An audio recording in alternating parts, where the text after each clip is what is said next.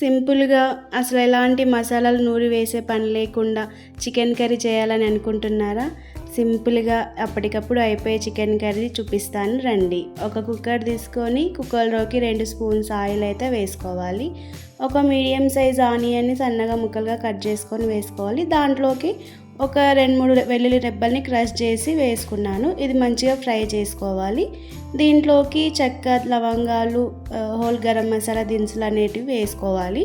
ఇవి కొద్దిగా ఫ్రై అయిన తర్వాత పుదీనాని కూడా వేసుకొని ఫ్రై చేసుకోవాలి. కరివేపాకు, టమాటా ముక్కల్ని కూడా వేసుకోవాలండి.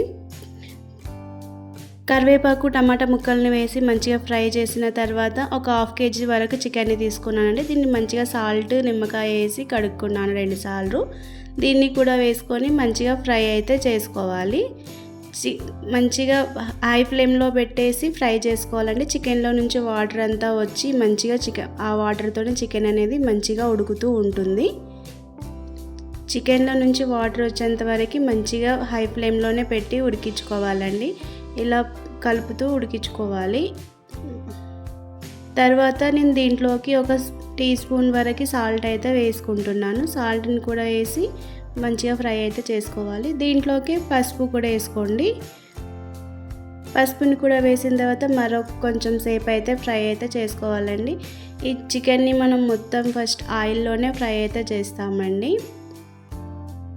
ఇలా పసుపు వేసిన తర్వాత మరి కొద్దిసేపు ఫ్రై చేసుకొని కొద్దిగా కసూరి మేతిని అలాగే కొద్దిగా ఫ్లేవర్ అండ్ ఉడకడం కోసం జాజికాయ పౌడర్ని అయితే వేస్తున్నానండి. ఇది వేసిన తర్వాత కొంచెం జింజర్ గార్లిక్ పేస్ట్ని కూడా వేసుకొని మంచిగా ఫ్రై అయితే చేసుకోవాలి. మనం జాజికాయ వేసుకోవడం వలన కొంచెం తొందరగా ఉడుకుతుంది, ప్లస్ మంచి ఫ్లేవర్ కూడా వస్తుందండి మనకి. దీంట్లోకి నేను ఒక టీ స్పూన్ వరకు కారంని అయితే వేసుకున్నాను. 2 స్పూన్లు అయితే వేసుకుంటున్నాను కారంని. మీరు మీ కారానికి తగ్గట్టుగా అడ్జస్ట్ చేసుకోండి. దీంట్లోకి పచ్చిమిర్చిని అయితే వేస్తున్నానండి. మిరపకాయలు కూడా వేసుకున్నాక కొద్దిగా 2 స్పూన్ల వరకు పెరుగుని తీసుకొని దాన్ని మొత్తం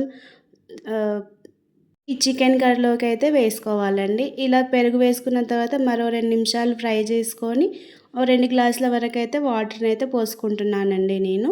నాకు కొంచెం గ్రేవీగా కావాలి అందు గురించి. ఇంకా అంతే అండి.